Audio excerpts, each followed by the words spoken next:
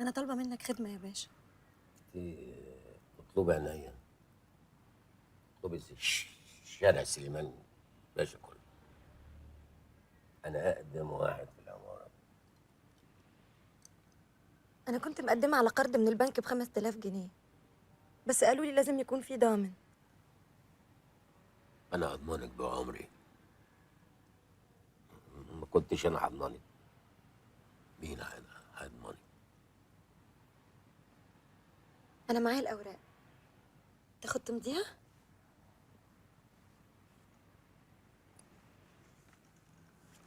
لا كده كده كده اهو كده. ولا يعملوا يذكروني. بس انا جبت ليه؟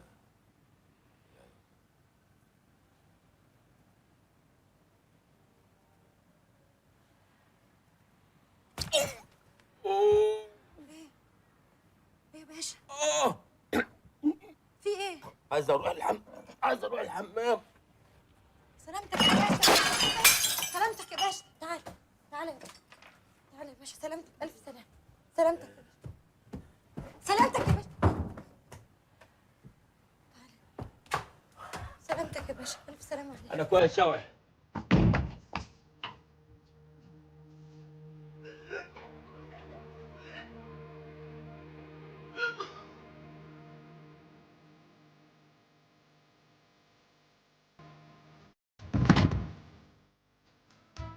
زكي باشا.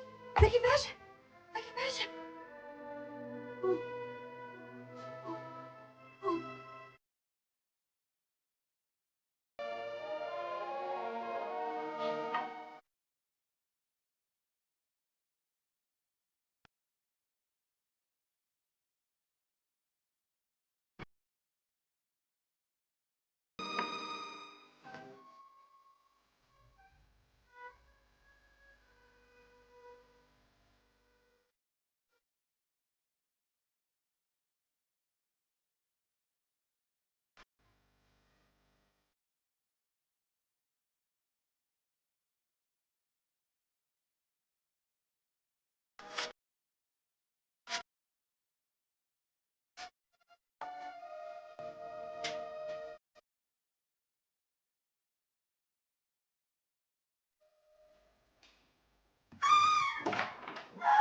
سلامتك يا مدام، في ايه؟ انا فين؟ الحمد لله على سلامتك، ربنا كرمك. كان عندك نزيف شديد قوي. نزيف يا ولاد الكلب، سقطوني غصب عني. انا هوديكم كلكم في داهيه. الحقني يا حبيبي، نزلوا اللي في بطني بالعافيه يا حبيبي، قتلوا ابني. عملوا عملتهم السوداء حبيبي.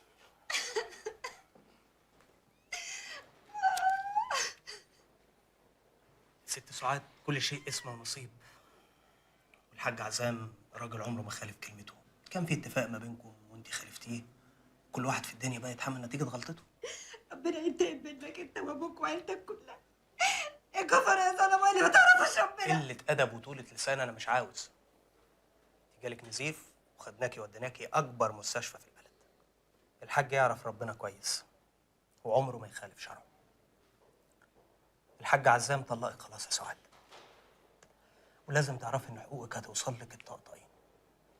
في شيك ب20,000 جنيه مع أخوكي، وحساب المستشفى كله مدفوع، واي حاجه ليكي جوه الشقه حتى لو كانت قشايه هتوصل لك لغايه بيتك في اسكندريه.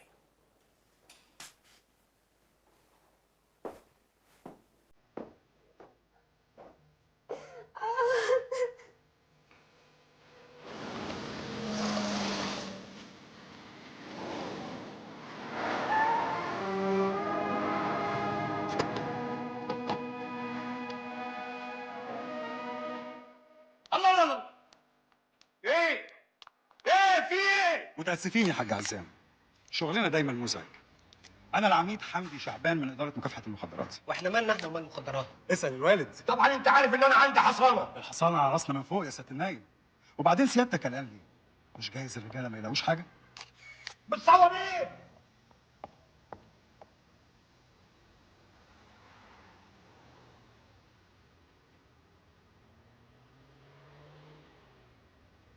لا إله.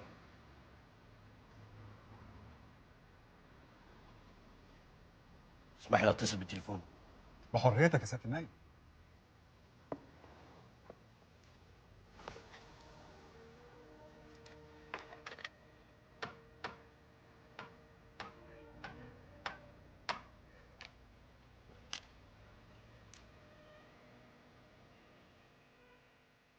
ايوه يا باشا.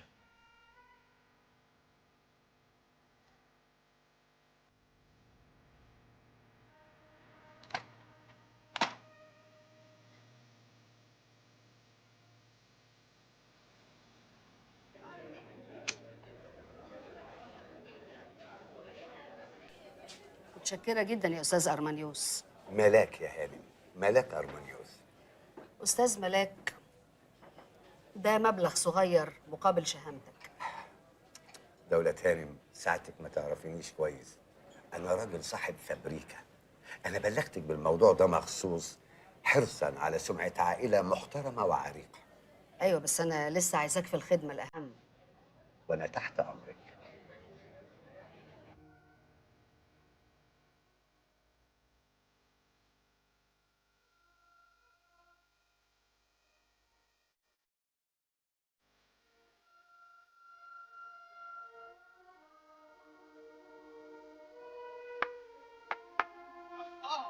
الامير يطلبك الان.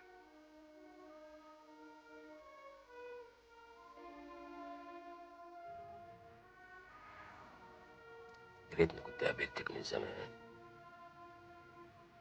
ما كانش ينفع. ليه؟ من زمان كنت عيلة، طفلة يعني. ما انت لسه طفل. طفلة كلها أنوثة وحنان وعطف شهامة. يا ريت ربنا يطول لي في عمري عشان أعيش معاكي أكتر وقت ممكن. ربنا يطول في عمرك. أنا عندي 65 سنة. ممكن تعيش لحد 100 سنة. أنا مرة سمعت حد في التلفزيون بيقول إن الواحد لما بيحب الدنيا هي كمان تحبه. مسألة واردة برضه. زكي باشا، مم. أنا حبيتك عشان أنت احترمتني، حافظت عليا، عمرك ما كنت خسيس. ما تيجي نسافر؟ كمان أسبوع أسبوعين هيجي إيراد الأرض. ممكن نسافر باريس. باريس. أخي اتفرج على المطاعم والمحلات والمسارح والمتاحف والغابات اللي بره باريس. نجري ورا بعض هنا.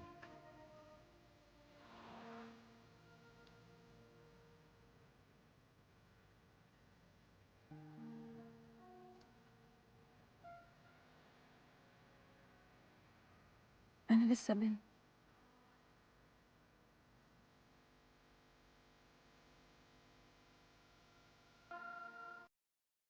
اتفضل. جيتك. المهم يا سيدي، كان تاخد بره بقى عشان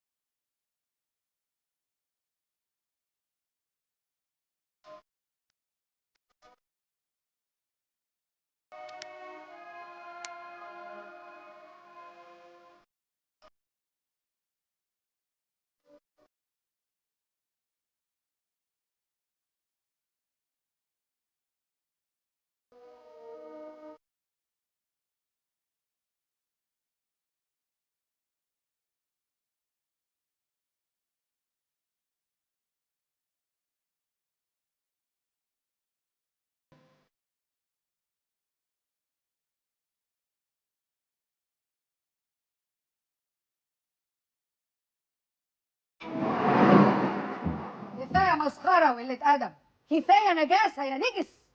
إيه؟ في إيه؟ أنت إزاي تخش بيوت الناس من غير إذن كده؟ احنا بوليس يا حضرة. وفد بوليس. معك إذن النيابة؟ انت هتعلمني شغلي ولا ايه؟ المدام اختك. ومقدمه بلاغ رسمي فيك بانك بتمارس الفحشاء في بيتها. اختي هي اللي مقدمه البلاغ. اولا ده مش بيتها، ده المكتب بتاعي، وهي مش قاعده معايا. هي اللي فتحت لنا بمفتاحها يا حضرة. وبعدين لو عندك اي كلام عايز تقوله بقوله هناك في المحضر. دي حالة تلبس يا حضرة الضابط. ايوه حالة تلبس. ده انا هوديكم في داهيه. ده اعتداء على حرمه البيوت. حرمة البيوت ولا حرمة المومس اللي قاعدة جنبك؟ مومس؟ ده اشرف منك يا شوارعيه سفله يا بنت الكلب. شايف يا حضرة الضابط بيسبني وبيضربني. دي جريمة تانية. اثبت ده في المحضر. اهدي يا مدام، كل ده هيتثبت في المحضر. هاتوه، هاتوا البنت اللي جوه دي على الاسم ده ما هم. اوعى! انا مش هخرج من هنا عريان، لا انا ولا هي، حتى لو بقينا جثث. اوعى حد يهرب من هنا.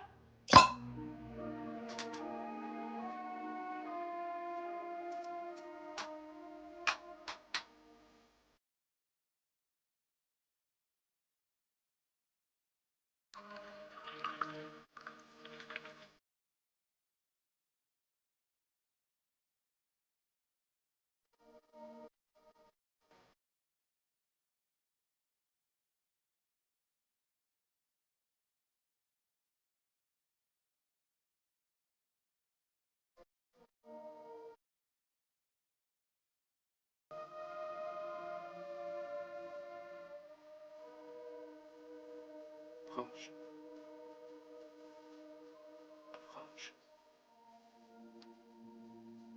شبس قيس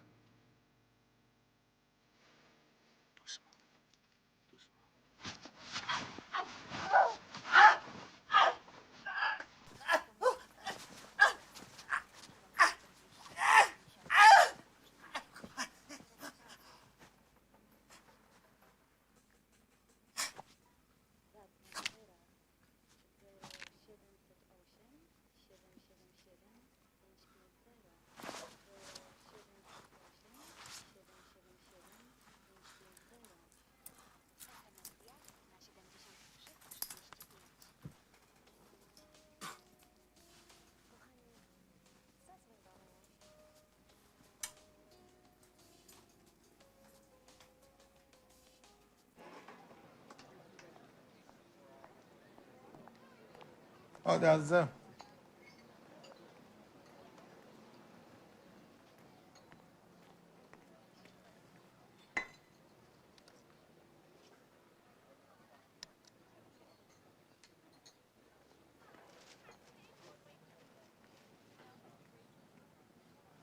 اللي هو حمدي قال لي انك اعترفت قبل ما يلاقوا المخدرات.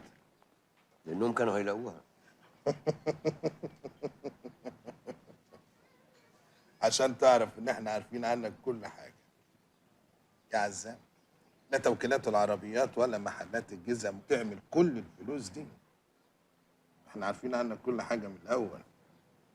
وبعدين ما الملف بتاعك مليان فيه كل حاجه. هتعمل ايه؟ انا جاهز عشان امضي العقد. في بنود اتعدلت. موافق طبعا. على فكره انا شفت الصور بتاعتك يا اخي. مباحث المخدرات دي ما تصدق تبقى متاكده من حاجه تاخد بقى معاها صحفيين. وهي الحكايه ناقصه فضيحه. لما خلاص انت بعد ما كلمتني كله تمام. طب هنعمل ايه عشان نخلص من المصيبه دي؟ ما خلاص خلصنا خلاص. عبوات الهيروين بعد ما فحصوها طلع انها بودرة تنمية عربيات.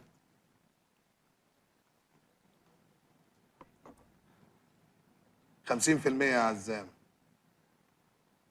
تروح مكتب ابني عشان تمضي العقد.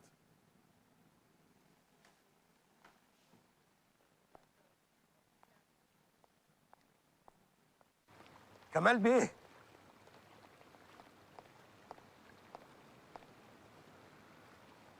مبروك علينا الشركه. الله يبارك فيك. احنا الاثنين شركاء في كل حاجه، مش كده؟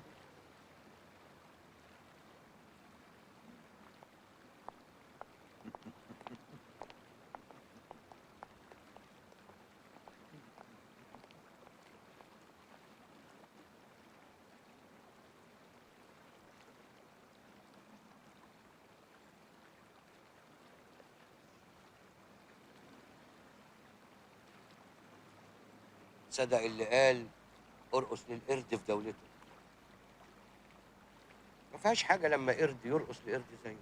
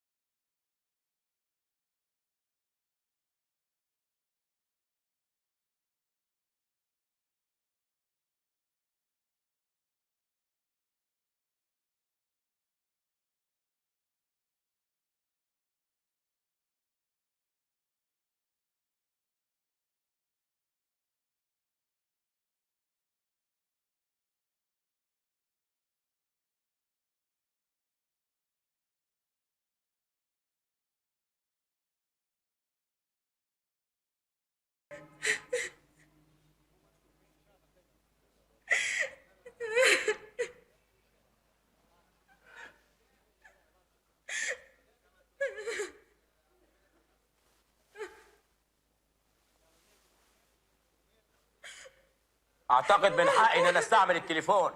بطل دوشه يا روميو. واحد زيك المفروض يتكسف من نفسه. تعرف ان في شبه من الراجل اللي بيترسم على بواك الشاي؟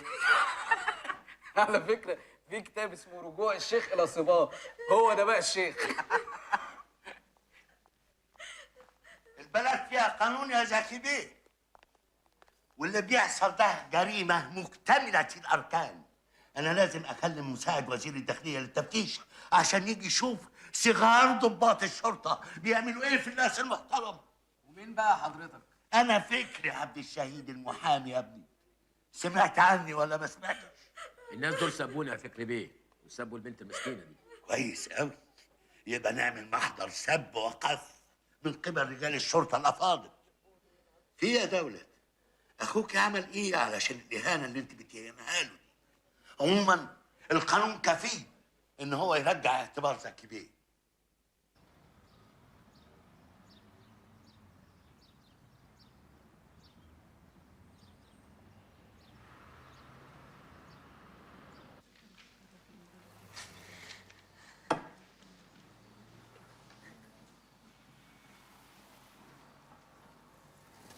زينا اللي احنا شفناه الليله دي ده احسن الوحش. ده في مصايب اتقل من كده بكتير. وايه كميه الشر اللي عند دولة دي؟ وجابت مفتاح المكتب منين؟ مش فاهم.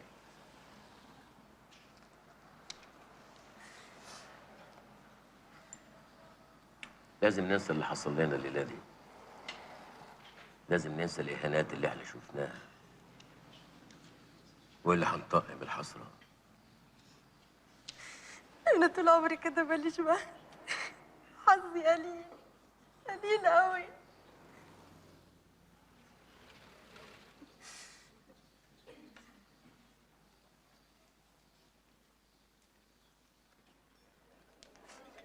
اتفضل.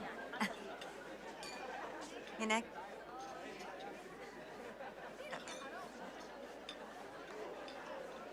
بونسوار.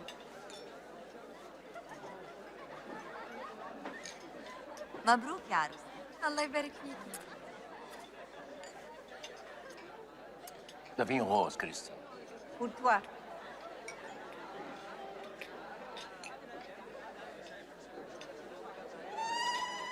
Quand il me prend dans ses bras, il me parle tout bas.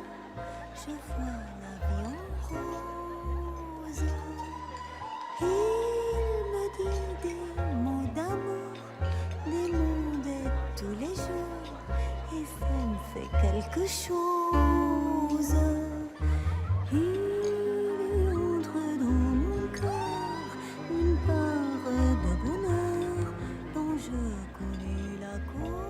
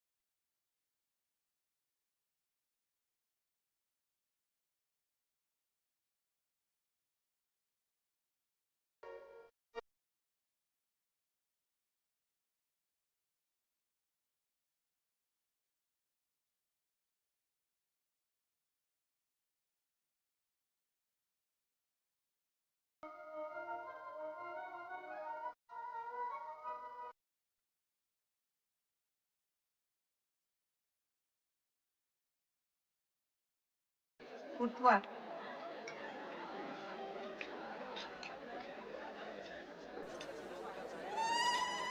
Quand il me prend dans ses bras, il me parle tout bas. Je vois la vie en rose. Il me dit des mots d'amour, des mots de tous les jours, et ça me fait quelque chose. Il entre dans mon cœur une part de bonheur dont je connais la cause.